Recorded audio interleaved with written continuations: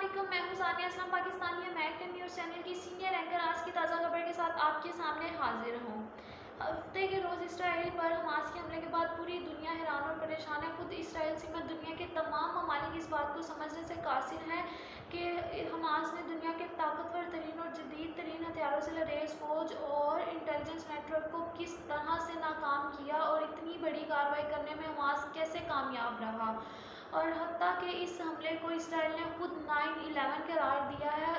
اسرائیل کا تمام intelligence net work اور ڈیفنس سسٹم اس حملے کے دوران ناکام نظر آیا، حتیٰ کہ اسرائیل کے پاس بہترین آئرن ڈوم سسٹم بھی اسرائیل کو اس حملے سے بچا نہ سکا۔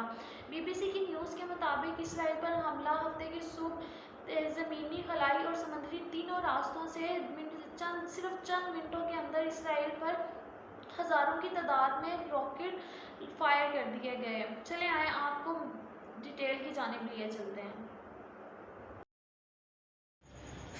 فضائی حملوں کے دوران ہی حماس کے درجنوں جنگجو غزہ کی پٹی میں اسرائیلی باڑ کو توڑتے ہوئے اسرائیل کے اندر داخل ہو گئے۔ وہاں پر سویلائزیشن مقامات کو نشانہ بنایا اور ساتھ ہی فوجیوں سمیت اسرائیلی شہریوں کو یرغمال بنا کر ساتھ لے گئے، جس میں اسرائیلی فوج کا ایک اعلیٰ عہدیدار بھی موجود تھا۔ حماس نے فی الحال یرغمالیوں کی فہرست جاری نہیں کی، لیکن دعویٰ کیا جاتا ہے کہ یرغمالیوں کی تعداد 130 سے زائد ہے۔ حماس نے اپنے اس آپریشن کو طوفان الاقصیٰ کا نام دیا۔ اس غیر متوقع آپریشن کے بعد ہی ہفتے کو اسرائیل نے جنگ کا اعلان کر دیا تھا۔ غزہ کی پٹی پر فضائی حملے شروع کر دیے اسرائیل نے، جو اب تک جاری ہیں۔ اسرائیل کی طرف سے مسلسل بمباری کی جا رہی ہے۔ غزہ میں رہائشی علاقوں اور عمارتوں کو بھی نشانہ بنایا جا رہا ہے۔ گزشتہ روز BBC کی براہ راست کوریج کے دوران اسرائیلی فورسز نے عمارتوں کو نشانہ بنایا، جسے ٹی وی پر براہ راست دنیا نے دیکھا۔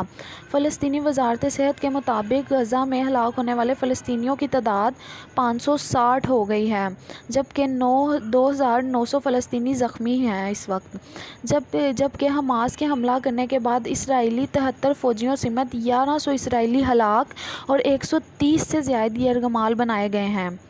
امریکہ نے اسرائیل کی مدد کے لیے اپنے فوجیوں اور جدید ہتھیاروں کو بحری جہاز کے راستے اسرائیل پہنچا دیا۔ امریکہ نے اسرائیل کی مدد کے لیے پہلا قدم اٹھا لیا۔ آئندہ مزید خبروں سے آگاہ رہنے کے لیے چینل کو سبسکرائب اور لائک کر دیجیے۔